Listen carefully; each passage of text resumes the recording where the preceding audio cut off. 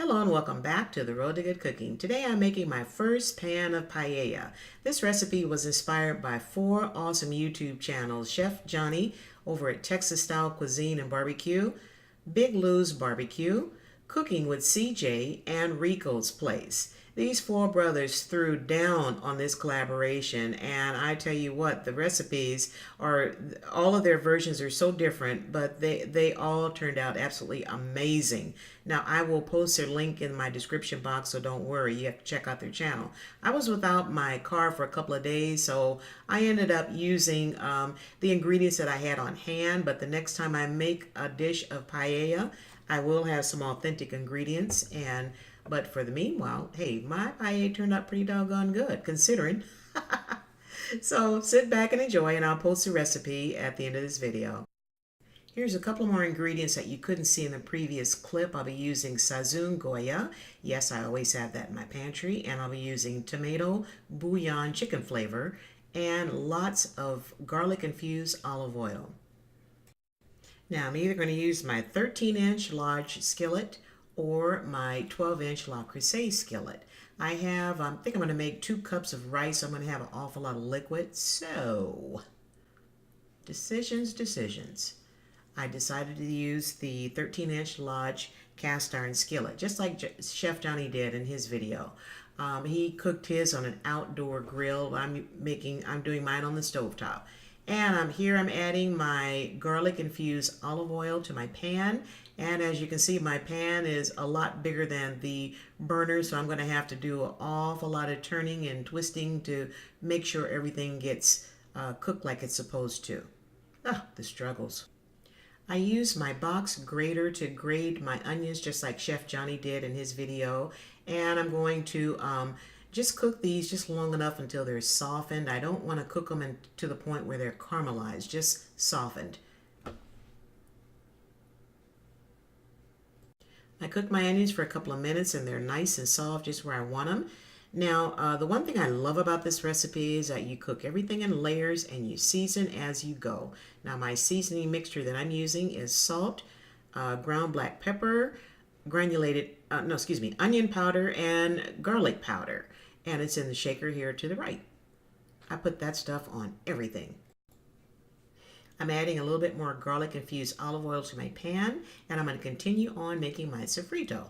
So here I have it's 2 medium-sized Roma tomatoes that I grated up on my box grater, and Chef Johnny said to add everything to the pan with the accumulated juices. And what I'm going to do here is just cook my grated tomatoes down until all the liquid is gone and it reduces down to almost like a tomato paste. And I did taste it after I reduced it down, and the flavor is just absolutely ridiculously delicious. And this kind of reminds me of when I'm making pasta bolognese. I usually cook the tomatoes and all the veggies like this, and you cook it not quite until they're burnt, but just right before that point, and it really intensifies the flavor of your veggies. I can see right now there's going to be endless possibilities for this sofrito. I'm going to make another batch, and I can see some chili on the horizon. I can see some stews and it's too hot for soup, so maybe I just make some chili. Call it a day. And as you can see, it's starting to reduce down, and the liquid is just about gone. And here's my grated tomatoes after a couple of minutes in the pan, and you can see it's really thick. It looks just like tomato paste, as I told you.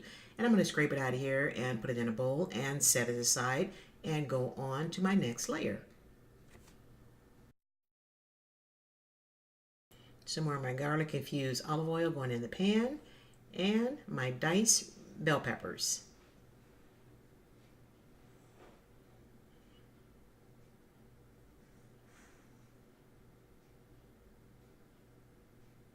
I had some red onions left over from my dinner the other night, so I'm going to pop that in there too. That's one thing I love about this recipe.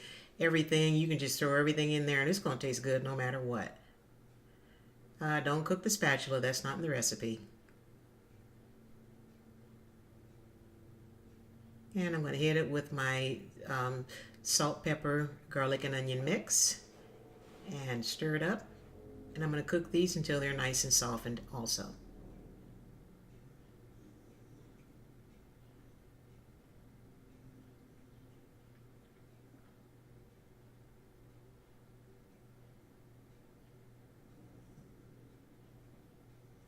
I'm going to add a little bit more oil to my pan, and I'm going to continue cooking.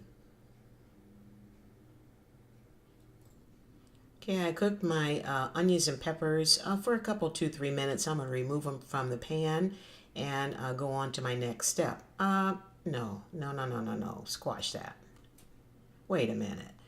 I still have sausage to make. So I'm going to put these peppers right back in this pan, throw my sausages in there, and call it a day. What? Sausage and peppers and onions, that's a match made in heaven. And oh my word, you ought to smell the kitchen now. It was already smelling good, but when I added my sausage in there, it just, oh my word, it smells good. Now I made a batch of kielbasa sausage. I know that's not authentic in this dish, but that's all I had in my freezer. I had company last weekend. My family was in town, so I made a batch of kielbasa sausage. So that's what I am tossing in my paella. So there. Yes, it's my paella. I can put in there what I want to put in there. Ooh, it smells good. I removed the sausage from my pan, added another splash of garlic infused olive oil, tossed the chicken in there. I'm going to cook my chicken just halfway through because it will continue cooking in the dish. I'm going to add about a tablespoon of my onions and garlic here and just kind of mix that in with my chicken to incorporate it. And that's just going to add just a little bit more layers of flavor. That's what this dish is all about, layers and layers of flavor.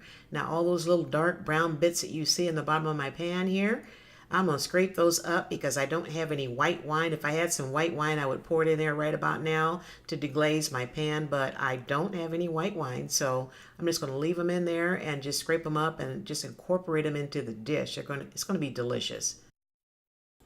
My chicken is done after about 3-4 minutes, and I took it out of the pan and put it on a plate, and look at all that beautiful goodness in the bottom of this pan.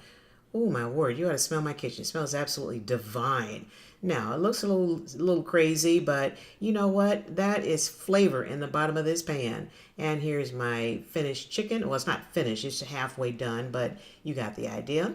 Now I'm going to scrape up all this beautiful brown goodness, add my rice to this pan, toast up my rice really good, incorporate that flavor of all this beautiful brown goodness into my rice, and then I'm going to pour my liquids in there and finish up the dish. And my rice just went in. There you go. All that. Oh my goodness, you had to smell. It just smells so good. I love the smell of toasting rice. I'm using brown rice because I didn't have any boreal rice or long grain white rice, which I don't really use a lot of white rice anyway. I prefer the flavor of brown rice. But like I said, when I go shopping, I will get some authentic rice that you will need for this dish and call it a day. So I'm just going to toast up my rice here for a few seconds, and then I'll be adding the liquid. To my liquids, I'm adding 1 teaspoon of the tomato bouillon chicken flavor and 1 packet of the sazon. I'm going to whisk it all together. My liquids consist of 2 cups of cold water and 2 cups of my homemade chicken broth. I added my liquids to my rice, and now I'm going to start adding the rest of my ingredients back into this mixture, and I'm going to add them in layers just like I made it. The sofrito is starting with the sofrito. I'm going to mix my tomatoes in here and the onions until they're well incorporated. And there's garlic in my onions too. I don't know if I mentioned that earlier.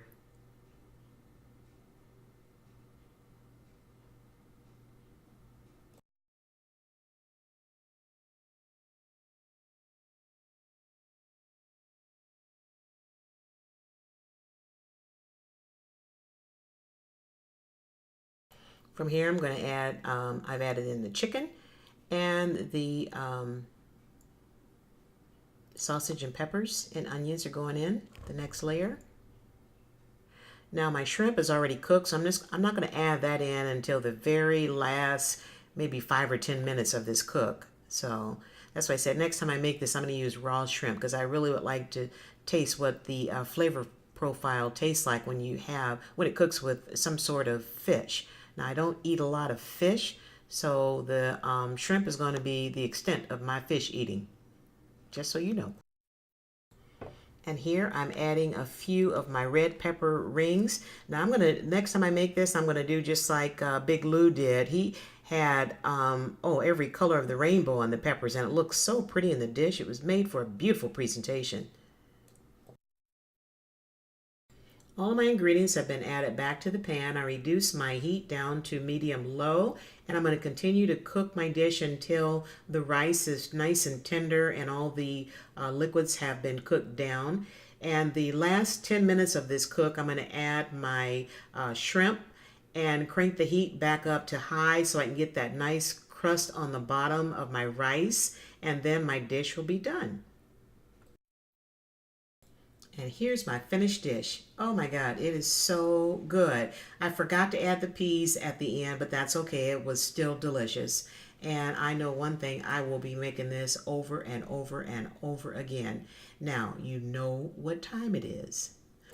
My dinner last night was absolutely amazing, and my lunch today was even more amazing. I remembered to add the peas today, and please stop by my mukbang channel, Chat and Chew with Ms. J, and grab a chair, grab a plate, grab a libation, and let's polish off this paella. I have enough here in this pan to feed another 7 or 8 people. Chef Johnny, Big Lew's BBQ, Cooking with CJ, Rico's Place, thank you so much for sharing your incredible recipes with all of us. And thank you all for supporting my channels and stopping by and just hanging out for a minute. Don't forget to hit that subscribe button on your way out, and leave me a comment if you wish. Share my link with everyone you know in the universe.